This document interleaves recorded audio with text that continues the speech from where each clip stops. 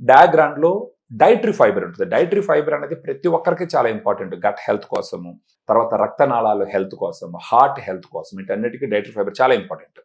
మన డయాగ్రామ్లో 100 గ్రామ్ పౌడర్లో 14 grams dietary fibre ఉంటుంది. ఇంత ఫైబర్ ఉన్నటువంటి ప్రొడక్ట్స్ మార్కెట్లో చాలా తక్కువ.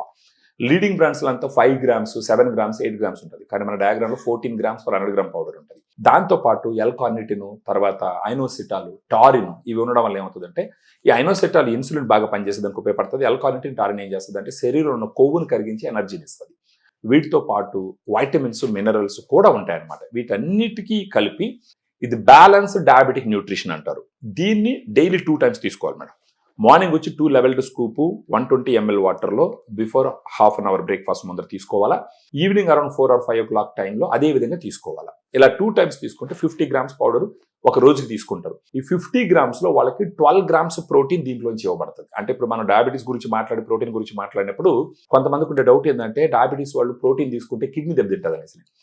గైడ్ లైన్స్ ప్రకారం మీరు చూసినారంటే డయాబెటీస్ ఉన్న వాళ్ళు 0.8 grams per KG body weight తీసుకోవాలి. ఫర్ ఎగ్జాంపుల్ 50 కేజీలు ఉన్నారనుకోండి, రోజుకి 40 గ్రాములు ప్రోటీన్ కంపల్సరీ తీసుకోవాలి డయాబెటీస్ ఉన్న వాళ్ళు.